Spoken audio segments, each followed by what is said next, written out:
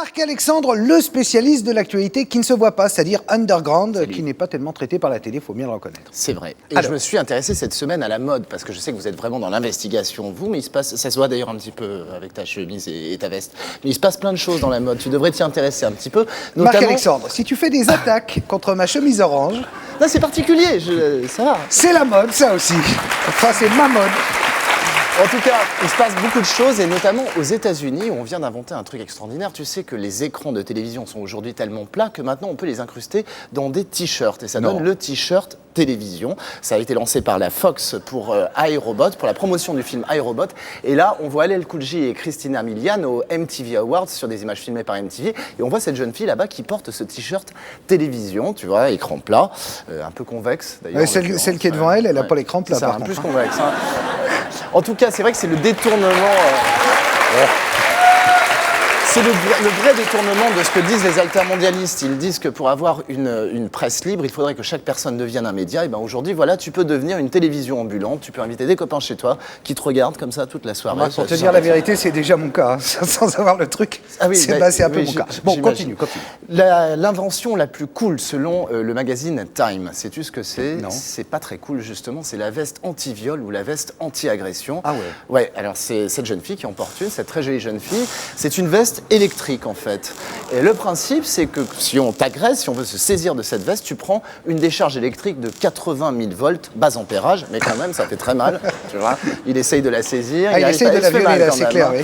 Voilà, tu vois, mais c'est assez dissuasif. Hein. Mais attends, ça se déclenche que quand on touche la fille? Non, en fait, tu as un bouton où tu peux choisir de la déclencher, de la mettre en mode électrique ou pas, mais dès que tu es touché, oui, ça se déconche complètement. Oui, mais si elle oublie de le mettre en mode électrique, ça marche pas. Non, là, c'est raté. D'accord. En tout cas, si tu es branché sadomasochisme, c'est un gadget absolument fabuleux que je conseille vraiment.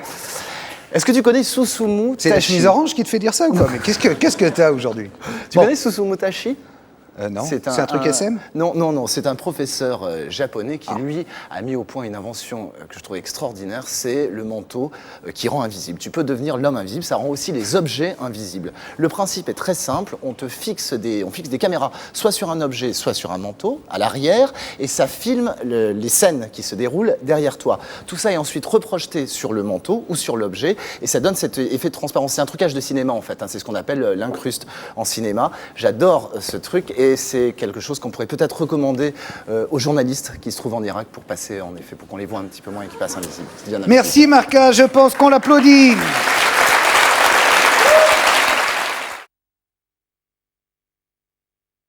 Et pas très loin de nos amis d'Indie Media, il y a Marca, et qui nous parle de l'autre télévision, c'est-à-dire de l'explosion des télés amateurs sur le web.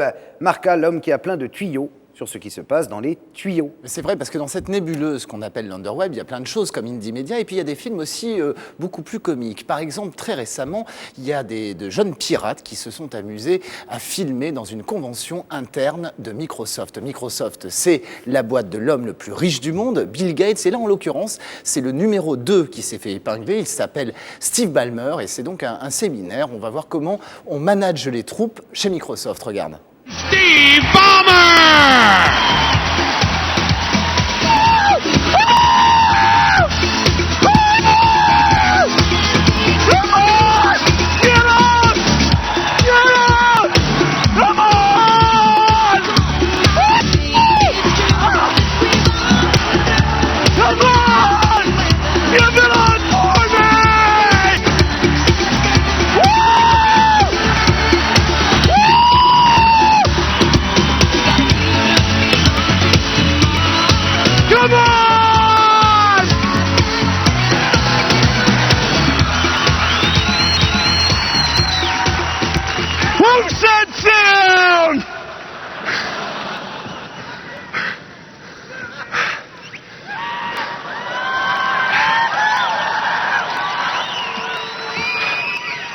I have 4 words for you.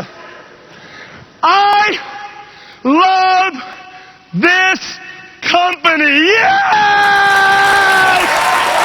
Je crois qu'il faut rappeler que L'abus de cocaïne, s'il est bon pour l'entreprise, est mauvais pour la santé. Ah oui, là, je ne sais pas à quoi il est chargé, mais c'est impressionnant. Enfin, quand même, ce type, c'est la 11e fortune des États-Unis, 10 milliards de Bah, remarque, dollars il est content. en main propre. Quand t'es Il- la il a de 11e quoi être fortune, content. t'as de quoi gueuler un petit coup. Il transpire beaucoup quand Ouais, même. hein, tu ouais, vois. on dirait un peu de Johnny. Ouais. Alors, est-ce que tu étais à la convention républicaine à New York fin août? Non, je me prépare à aller à n'étais pas. Crawford, village de Oui. George Bush. Ça, mais c'est je- la semaine prochaine, Voilà, je mais crois. je ne suis pas allé à la convention. Bon, en fait, tu n'as rien raté parce que là encore, d'autres activistes du web vont te faire un petit résumé de ce qui s'est dit. Ce film s'appelle Comment réussir une convention quand on accumule les échecs. Regarde. September the 11th. September 11th. September 11th. September 11th. September 11th. September 11th. September 11th. September 11th. September 11th. September 11th. September 11th. September 11th, 2001. Saddam Hussein. Saddam Hussein. Saddam Hussein. Saddam Hussein. Saddam Hussein. Saddam. Saddam. Saddam. Saddam. Saddam. Saddam. Saddam. Saddam. Saddam. Saddam. Saddam. Saddam. Saddam Hussein. Tu les as tous reconnus? Mais ça, en fait, Chirac pourrait le faire. Ouais. Parce que Chirac, quand il était en Chine, tu le voyais, il faisait constamment les contrats, les contrats, les contrats, les Merci. contrats, les contrats, les Merci. contrats. Ouais, Et c'est merci, vrai. merci, merci, merci. T'as reconnu Dick Cheney, l'affreux Jojo qui Ouais. lave les cerveaux, etc. Voilà, ils étaient tous là. Toute la bande d'escrocs. Tu as autre chose, Marca? Rien, mais je reviens la C'est semaine tout pour prochaine. cette semaine. Eh bien, merci, merci Marca. Ciao.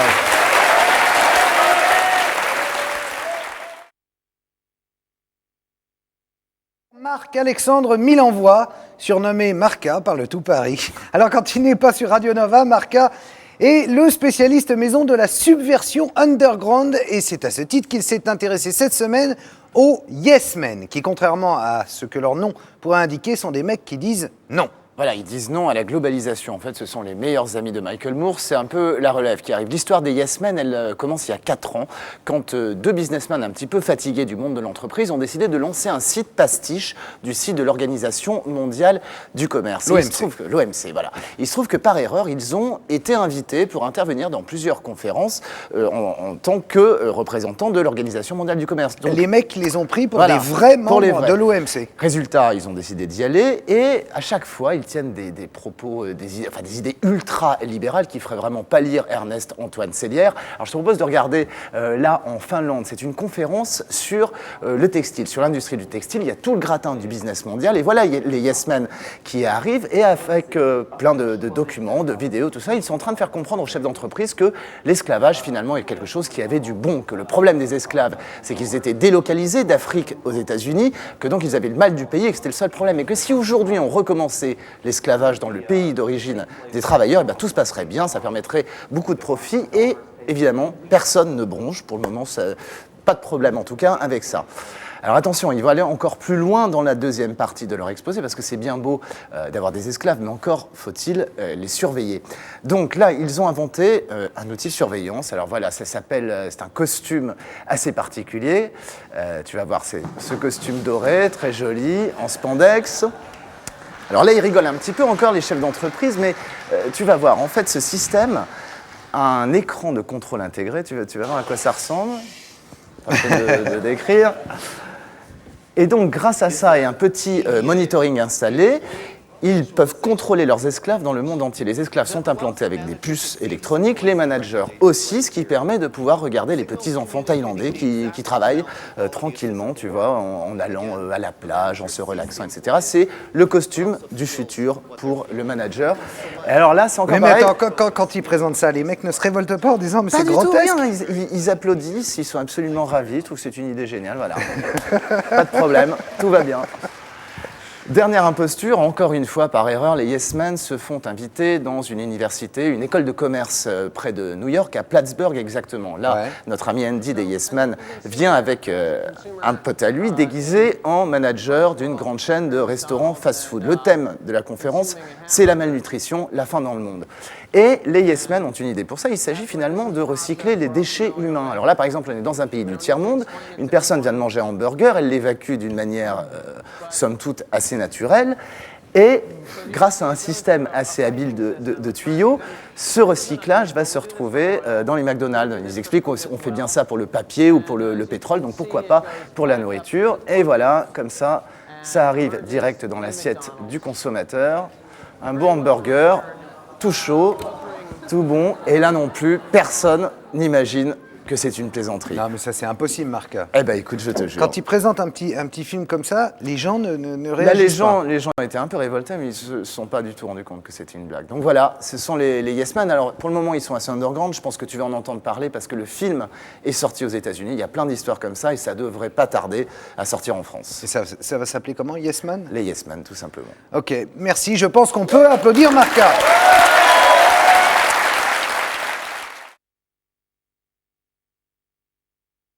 Et voici le moment de l'actualité underground, celle que seul notre jeune camarade sémillant Marc-Alexandre Milenvois peut voir, parce que nous, on a un peu de la merde dans les yeux, on voit pas tout. Cette semaine, tu as détecté une tendance serial killer. Ouais, une tendance serial killer, la preuve que le crime paye. Et je suis venu avec plein de cadeaux pour toi. Je suis venu d'abord avec cette œuvre-là que tu vois. C'est une œuvre de Charles Manson. Ça te dit quelque chose? C'est l'assassin de Sharon Tate, la femme, l'épouse de Roman Polanski. Et voilà, cette tendance existe vraiment aujourd'hui. Ça s'appelle même la murderabilia. On lui a trouvé un nom. En fait, sur le net, aujourd'hui, n'importe qui peut se procurer des œuvres peintes par des serial killers en prison, des objets ayant appartenu à des serial killers ou même à leurs victimes. Et tout ça, c'est cher. Tu peux les acheter en ligne. Là, par exemple, on peut même acheter les bottes et les vêtements de Ed Kemper. Alors, Ed Kemper, c'est un tueur cannibale, nécrophile, parricide. Enfin, à côté, si tu vas Hannibal Lecter, c'est Oui Oui à la plage. Tout ça, donc, tu peux l'acheter. J'ai aussi un original de Otis Toole. Otis Toole, donc le complice de Henry Lee Lucas. Plus de 130 meurtres à eux deux. Pareil, cannibalisme et compagnie. Tout ça, tiens, je te le donne aussi si tu le veux. Ces serial killers sont peut-être très bons en meurtre, mais ils sont nuls en dessin. Ils sont moins bons en dessin. Mais je te garantis que quand même, ça vaut très cher. Alors, c'est pas fini. Si tu veux, pour les enfants aussi, au lieu de leur offrir des figurines de Star Wars, aujourd'hui, tu peux leur acheter des figurines de serial killer. Non. Si, bien sûr. Alors, il y en a quelques-unes comme ça. Tu vois Charles Manson, bien sûr, qui revient toujours. Donc, c'est très sympa. Tu joues avec Barbie, qui est dépecée, tuée, etc., par des figurines serial killer. Tout ça est très à la mode. Alors, ça fait quand même un scandale aux États-Unis. Le site eBay, qui est le plus grand site de commerce en ligne, a même dû retirer les objets de murderabilia de son site, à cause évidemment des plaintes des familles des victimes qui supportent pas, et on les comprend, qu'on se fasse du fric sur la souffrance de leurs proches. C'est vrai que c'est dégueulasse. Et on se fait beaucoup d'argent, parce que quand je dis beaucoup d'argent, c'est vrai. Par exemple, John Wayne Gacy, qui est l'artiste le plus populaire aujourd'hui. John Wayne Gacy, on l'appelait le clown tueur. On voit des toiles à lui ici. En fait, pendant la journée, il s'habillait en clown pour faire rire les petits-enfants, et pendant la nuit, il trucidait des gens comme ça. Et ces toiles, aujourd'hui, valent quand même jusqu'à $50 000. On se les arrache sur Internet, et l'un des collectionneurs des œuvres de John Wayne Gacy est Johnny Depp, le comédien Johnny Depp. Donc voilà, c'est la murderabilia. C'est très fort aux États-Unis et ça arrive bientôt en France. Ok, je te remercie. Merci.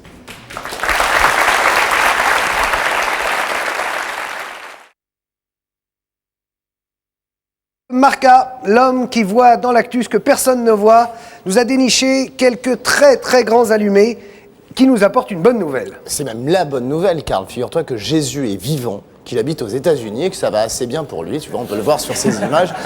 En fait, ce Jésus-là, c'est un doudin qui a eu la très bonne idée quand même de déposer l'adresse jésus.com dès 1994 au balbutiement de l'Internet. Il a fait ça parce qu'il... remarque qu'il risquait pas que Jésus l'appelle pour lui dire non, dis donc, c'est tu a me priori... rends mon site. Non, il a eu d'autres plaintes quand même, je t'en reparlerai. Des églises, j'imagine. Oui, bien sûr. Ouais.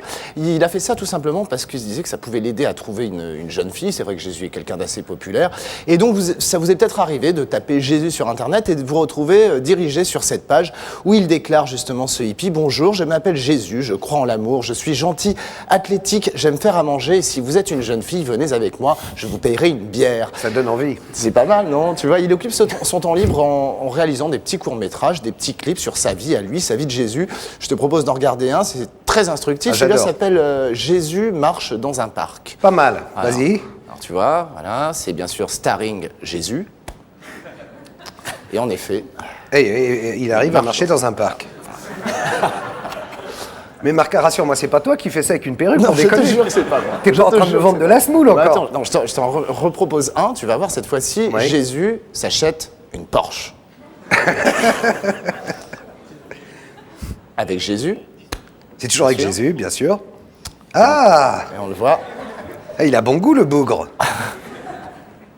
Donc voilà, il y a plein de petits clips comme ça, tout aussi instructifs. Il y a Jésus mange une pizza aussi. Et puis il y a des gens qui lui écrivent, qui lui envoient des emails. Par exemple, la petite Sharon dans l'Indiana lui écrit « Bonjour Jésus, mon écureuil est mort, peux-tu le ressusciter ?» Et puis il leur répond comme ça. Et, Peut-être que Raël va lui écrire pour lui demander de ressusciter un petit veau. Ça serait bien, ça pourrait l'aider peut-être. D'accord. En tout cas, Jésus prétend que plusieurs personnes lui ont proposé jusqu'à 2,5 millions de dollars pour racheter cette adresse Internet et qu'il ne l'a jamais vendue.